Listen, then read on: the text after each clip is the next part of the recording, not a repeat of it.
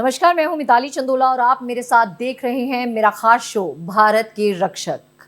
आज हम मौजूद हैं यूपी के वाराणसी जोन में और मेरे साथ मेरे गेस्ट हैं ADG Varanasi zone Piyush Maurya sir. Varanasi zone के एडीजी पीयूष मौर्या दूरदृष्टि और पक्के इरादे के लिए जाने जाते हैं। एडीजी के तौर पर लोगों का पुलिस पर भरोसा बहाल करने में उनका एक अहम रोल रहा है। उनके कुशल नेतृत्व में लोगों की शिकायतों के निपटारे में वाराणसी जोन राज्य में पहला स्थान प्राप्त कर चुका है।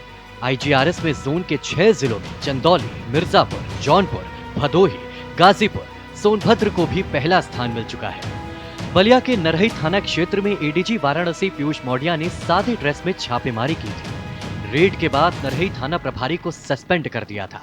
साथ ही नरही क्षेत्र की कोरंटाडीह पुलिस चौकी के पूरे स्टाफ को भी सस्पेंड कर दिया गया था।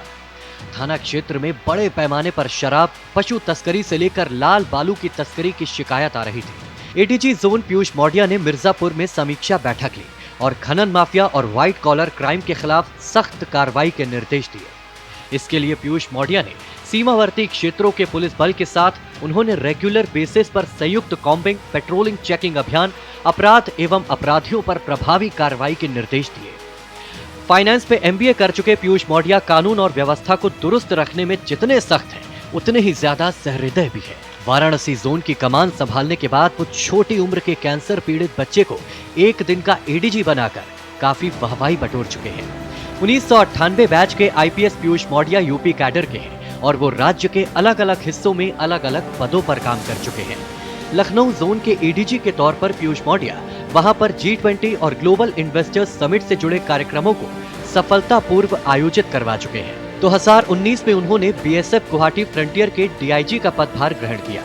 बीकानेर और फिर डीआईजी कॉन्फिडेंशियल के तौर पर नई दिल्ली में भी अपनी सेवाएं दे चुके हैं। सराहनीय सेवा के लिए राष्ट्रपति पुलिस पदक से सम्मानित पीयूष मौर्या सीमा पर अपराधों को रोकने और सीमा सुरक्षा बलों के बीच बेहतर तालमेल बिठाने में एक अहम भूमिका निभा चुके हैं। सर, भारत एक्सप्रेस में आपका खास स्वागत है। सर, मेरा सबसे पहला सवाल आपसे ये है कि आपका जो पूरा जोन है वो बॉर्डर एरिया से भी, मैं बात करूं एमपी की, छत्तीसगढ़ की, बिहार की, उससे सटा हुआ है। और क्राइम रेट की अगर बात करूं तो यूपी में अक्सर हम भोकाली वाली चीज़ देखने को मिलती है, पॉलिटिकल मर्डर, पॉलिटिकल टशन देखने को मिलती है और कई बार लोग सरहद पार कर लेते हैं ताकि ज्यूरिसडिक्शन से बच जाएं। इस तरीके की चीज़ों को कंट्रोल करने के लिए आपका इंटर स्टेट कोऑर्डिनेशन कैसा रहता है? देखिए, इसमें कोई दो राय नहीं है कि हमारे इस जोन का जो बॉर्डर है वो बिहार, झारखंड, मध्य प्रदेश, छत्तीसगढ़ आदि से मिला हुआ है जी। और हमें लगातार कोऑर्डिनेशन मीटिंग्स करनी पड़ती हैं अपने सभी आसपास के जनपदों के साथ। बहुत ही अच्छा समन्वय हमारा है हमारे जो साथ के राज्यों से। वहाँ के अधिकारी भी यहाँ आते हैं, हमारे अधिकारी भी वहाँ जाते हैं, हम लोग आपस में लगातार वार्ता करते रहते हैं।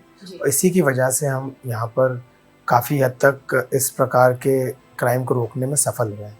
जी सर, एक सबसे बड़ी बात यहाँ पर आती है, बिहार में जो है पशु मंडी लगती है और अगर पूरी यूपी की मैं बात करूँ तो अक्सर पशु की तस्करी होती है और आपका जो जोन का एरिया है वो काफ़ी सेंसिटिव है क्योंकि सारी डिस्ट्रिक्ट्स जो हैं, स्टेट्स की बॉर्डर्स जो हैं वो अटैच होते हैं। पशु तस्करी को रोकने के लिए किस तरीके के आप लोगों के द्वारा जो है कदम उठाए जा रहे हैं? उत्तर प्रदेश में पिछले कुछ वर्षों में इस प्रकार की जो गौकशी की घटनाओं में और पशु तस्करी में बहुत कमी आई है। हमने तमाम गैंग्स पकड़े भी, उनके विरुद्ध कार्रवाई की, कन्विक्शन कराया, गैंगस्टर के अंतर्गत ऐसे लोगों को बुक किया और इस कारण से इस समय इस प्रकार के अपराधों में काफ़ी कमी हो चुकी है। फिर भी लगातार हमारी जो पेट्रोलिंग टीमें, हमारी इंटेलिजेंस जो लोकल इंटेलिजेंस यूनिट्स हैं वो और ज़िले के जो थाने हैं वह विशेष फोकस इस बात पर रखते हैं कि किसी भी प्रकार के जानवरों की तस्करी, गौवंश की तस्करी हमारे इलाकों से ना हो। और जो अन्य राज्यों से भी लोग प्रयास करते हैं उत्तर प्रदेश से होकर गुजरने का, उनको भी सीमा के नज़दीक इलाकों में आइडेंटिफाई करके पकड़ा जाता है, गिरफ्तार किया जाता है, गाड़ियां जब्त की जाती हैं और नतीजा आपके सामने है। हमारे जो स्टैटिस्टिक्स हैं, यदि आप उनका अवलोकन करेंगे तो पाएंगे कि हमारे इस प्रकार के अपराधों में बहुत कमी आ चुकी है। सर ये जो काशी है, ये मतलब महादेव की नगरी है और यहाँ पे बहुत सारे टेंपल हैं, और अगर मैं आपकी जोन की भी बात करूँ तो आपके पूरे जोन में भी कई सारे टेंपल हैं। ऐसे में जो है एक वीआईपी विजिट्स का बर्डन, श्रद्धालुओं की विजिट्स का बर्डन, और फिर पूरा लॉ एंड ऑर्डर मेंटेन करना, पूरा प्रोटोकॉल फॉलो करना कितना बड़ा चैलेंज है। मंदिरों में बड़े सारे त्योहारों के दौरान काफ़ी संख्या में लोग एकत्रित होते हैं जी क्राउड कंट्रोल और क्राउड मैनेजमेंट के लिए बंदोबस्त पहले से बनाना पड़ता है। जी एंट्री एग्जिट प्लान करनी पड़ती है, होल्डिंग एरिया बनाने पड़ते हैं, तैयार करने पड़ते हैं, जिससे कि जब अपेक्षित संख्या से ज़्यादा लोग आ जाएं तो उन्हें फिर धीरे धीरे होल्डिंग एरिया में रखकर आगे वालों के दर्शन पूरे कराकर उस बड़े स्ट्रीमलाइन तरीके से सभी के दर्शन पूरे कराए जाएं।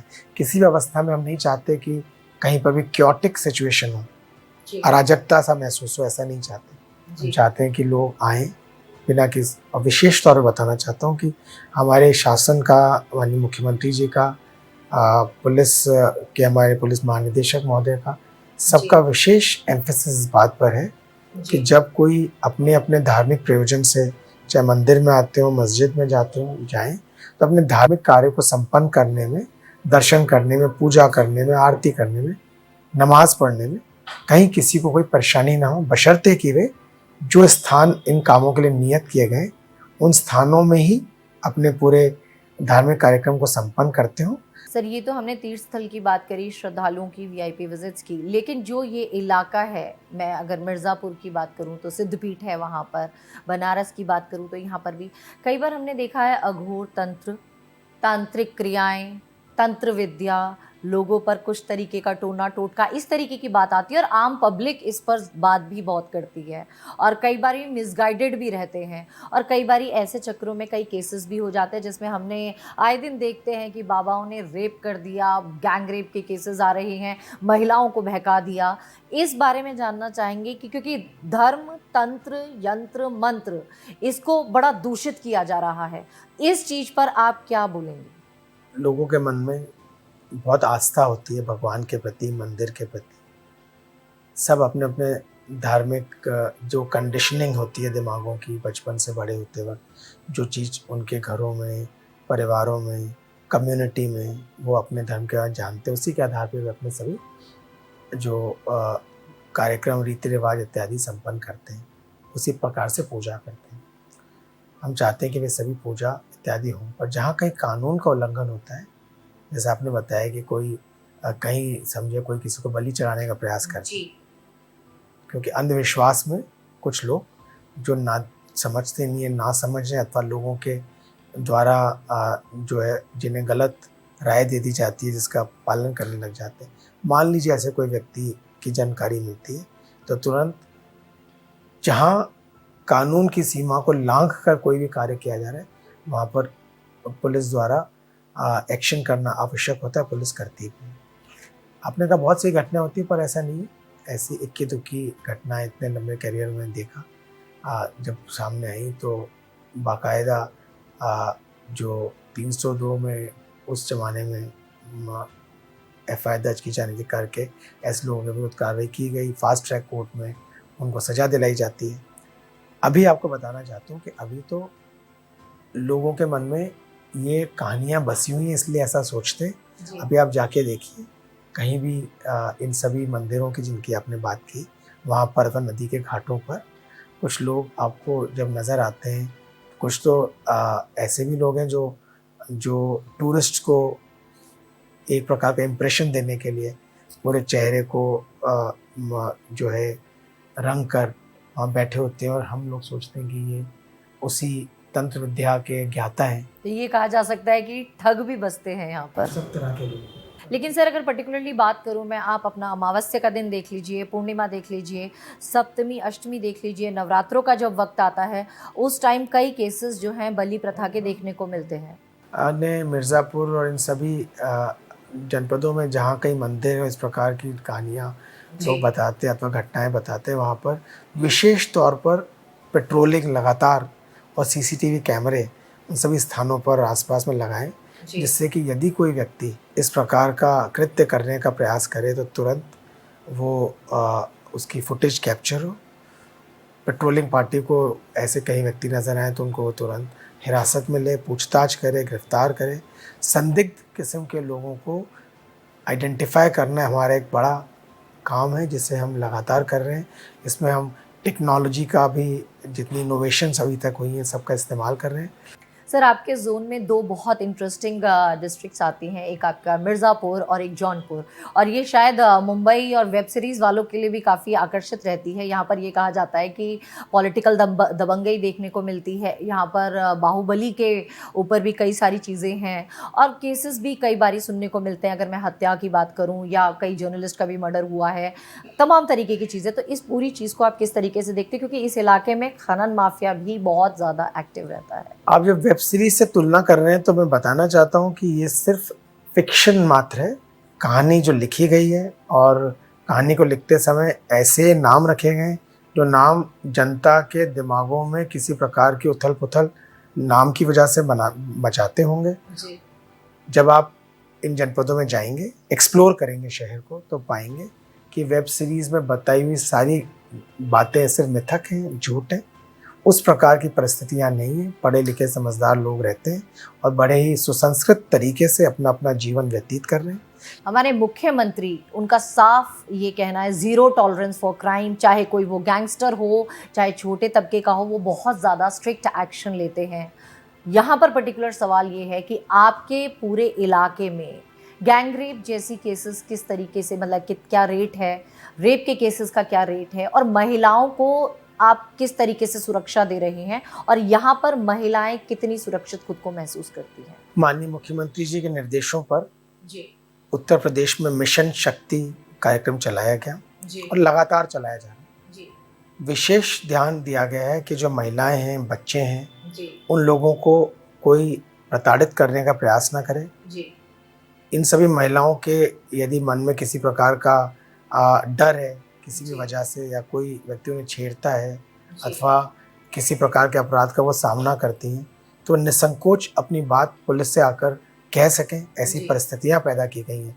महिला हेल्प डेस्क हर शहर में, हर थाने में बनाई गई हैं, जिससे कि महिलाएं जाकर अपनी बात सीधे सीधे महिला पुलिसकर्मी को ही कह सकें, बता सकें। The entire objective was to empower them. उनके मन में ये विश्वास पैदा हो जाए कि हमें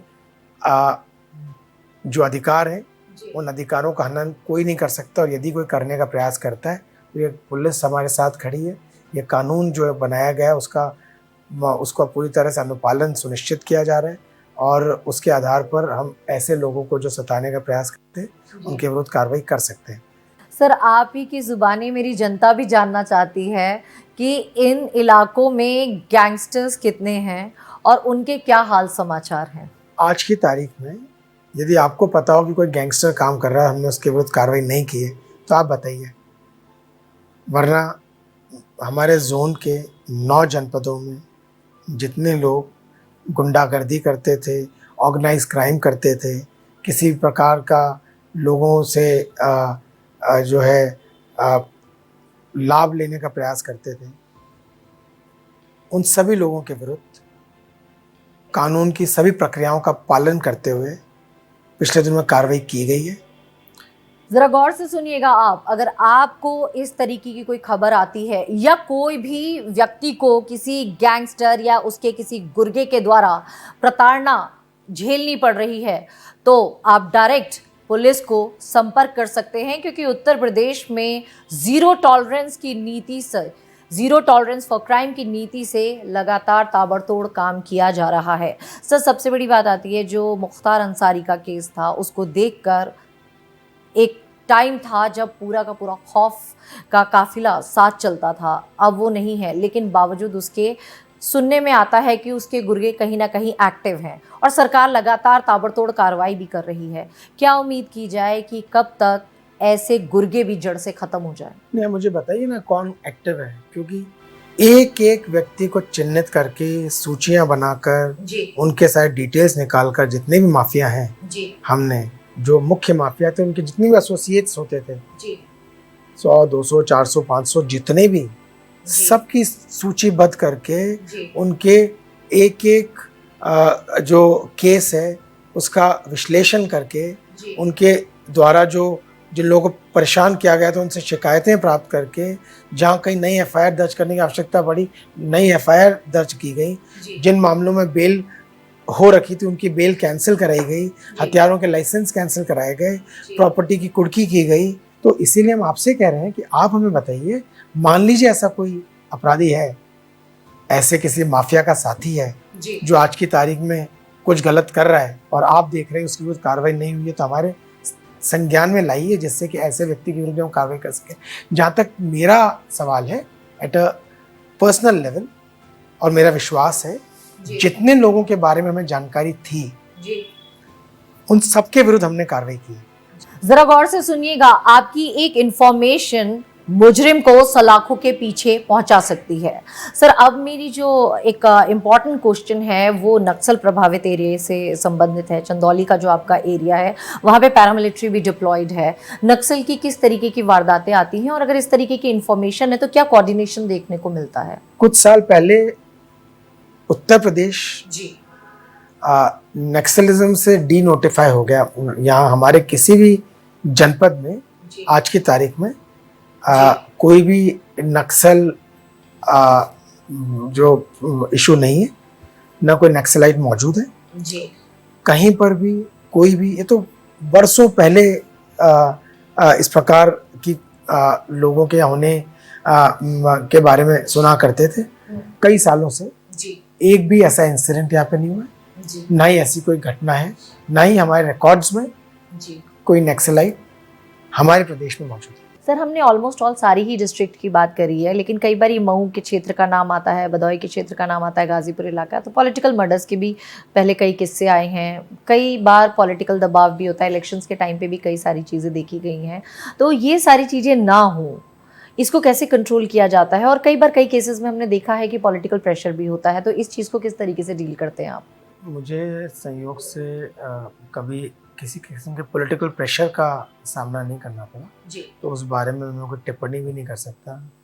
अलग अलग धारणाएं लोगों के मन में होती है, मगर हकीकत है कि लोगों के बीच में झगड़ों के कई सारे कारण हो सकते हैं। डिस्प्यूट्स को आइडेंटिफाई करके उसको सूचीबद्ध करना हमारा एक प्रमुख स्ट्रैटेजी रहती है। सभी थाना क्षेत्रों में, सभी जनपदों के सभी इलाकों में जो भी डिस्प्यूट्स पुलिस के संज्ञान में आते हैं, उनकी पुलिस लिस्ट भी बनाकर उनके समाधान का और उनमें जो दो पक्ष हैं उनके बीच में किस प्रकार का और क्यों आपसी डिस्प्यूट है, इसको समझना बहुत ज़रूरी होता है।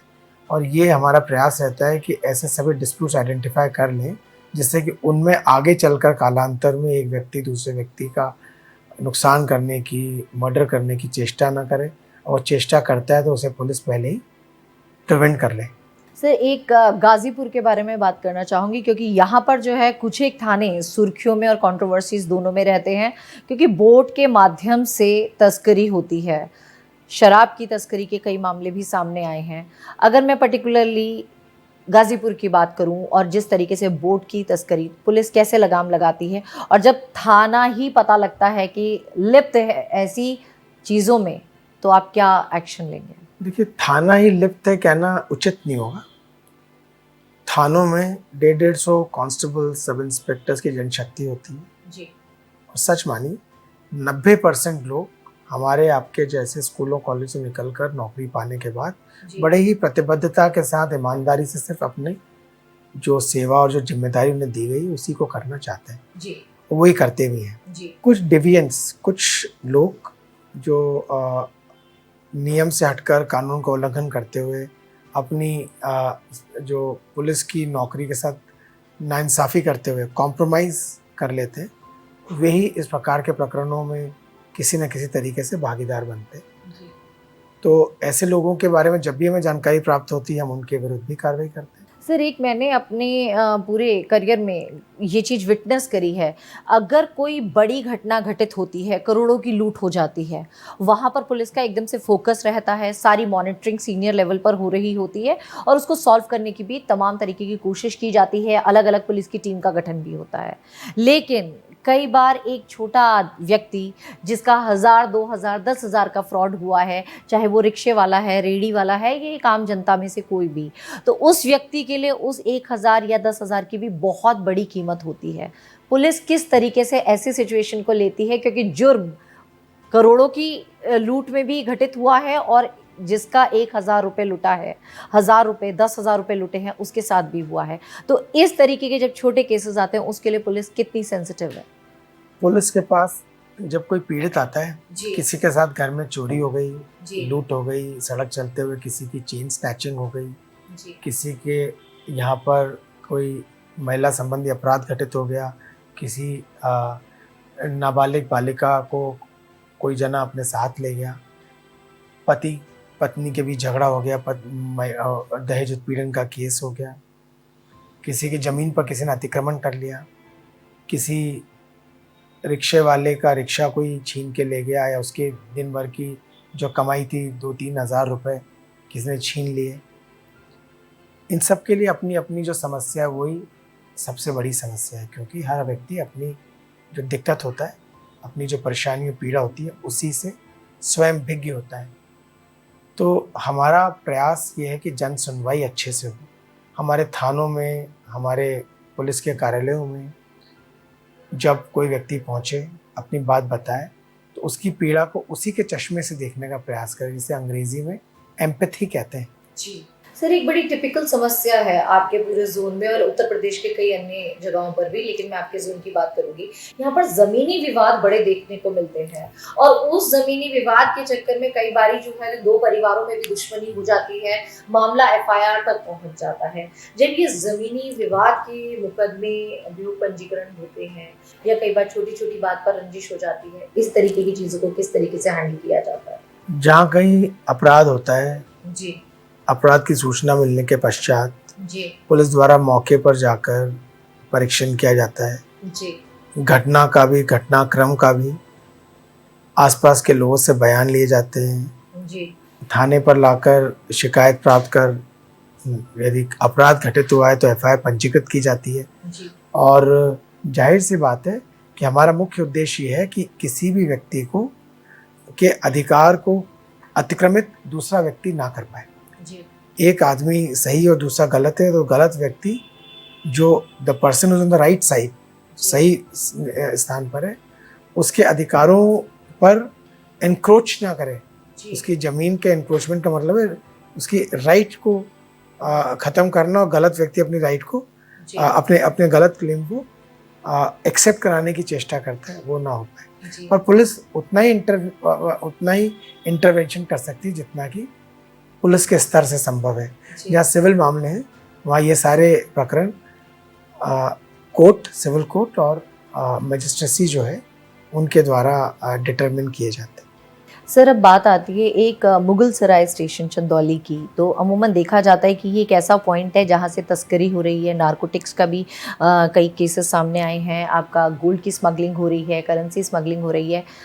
इसकी मॉनिटरिंग किस तरीके से की जाती है और इस पर अंकुश कैसे लगाते हैं आप? इंटेलिजेंस कलेक्शन एक इम्पॉर्टेंट हमारा स्ट्रैटेजी रहती है, और जब हमें जानकारी प्राप्त होती है अलग अलग प्रकार के आपराधिक तत्वों के बारे में, जी, जो किसी मार्ग का, किसी रूट का, किसी इलाके का इस्तेमाल करते हैं और अपराध कारित करते हैं, तो इंटेलिजेंस के आधार पर लोगों की जानकारी प्राप्त होने पर, सर्विलांस से, और आम जनता के लोग हैं आकर जानकारी देते हैं, उसके आधार पर पुलिस कार्रवाई करती है। जाहिर सी बात है कि जो भी अपराधी अपराध करता हो इन्हीं सड़कों से गुजरता है, इन्हीं पेट्रोल पंपों से पेट्रोल भराता है, गाड़ी में डीजल भराता है, किसी न किसी व्यक्ति के शरीफ आदमी के पड़ोस में रहता है, किसी न किसी मोहल्ले में निवास करता है, जी, किसी गली से गुजरता है, इसके आसपास रहने वाले, इसकी गतिविधियों को ऑब्जर्व करने वाले लोग, जी, ऐसे लोग स्वयं भी आगे आकर हमें सूचना देते हैं। और आपके माध्यम से कहना चाहता हूँ कि जहाँ कहीं किसी भी व्यक्ति को अपने आसपास किसी प्रकार का अपराध कारित होता दिखे, जी, अपराधी या संदिग्ध लोग नज़र आए, इन लोगों की भी जिम्मेदारी है कि आकर हमें बताएं, जिससे कि हमारे कार्य में मदद भी मिले और हम आपके लिए पूरे इलाके को बेहतर बना पाएँ। जी, तो हमारे लिए वर्दी वाले पुलिसकर्मियों के अलावा बिना वर्दी वाले पुलिसकर्मियों की भी उतनी ही आवश्यकता है। हम आप सभी लोग, सभी में कोई ना कोई एलिमेंट ऑफ पुलिसिंग है। जी आप भी जब जाएंगे बाहर देखेंगे किसी गरीब आदमी को कोई सता रहा है जी तो आपको भी रुकना चाहिए। जी रुकते होंगे, रुकने के बाद जो मदद स्वयं कर सकते हैं स्वयं करते होंगे। जहाँ लगता है कि अकेले हमारे लिए संभव नहीं है, वहाँ हम सब मौजूद हैं, हमें बताएंगे, हम भी आएंगे। हम सब मिलकर यदि एक टीम जैसे काम करते हैं तो कोई कारण नहीं कि किसी भी प्रकार का अपराध पनप सके या अपराधी को कोई प्रश्रय दे सके, अपराधी सफल हो सके। जीरो टॉलरेंस की नीति पर उत्तर प्रदेश पुलिस काम कर रही है, लेकिन मैं आपसे ये बात पूछना चाहूंगी, कौन कहता है कि जुर्म खत्म नहीं हो सकता है बशर्ते जनता जागरूक हो जाए।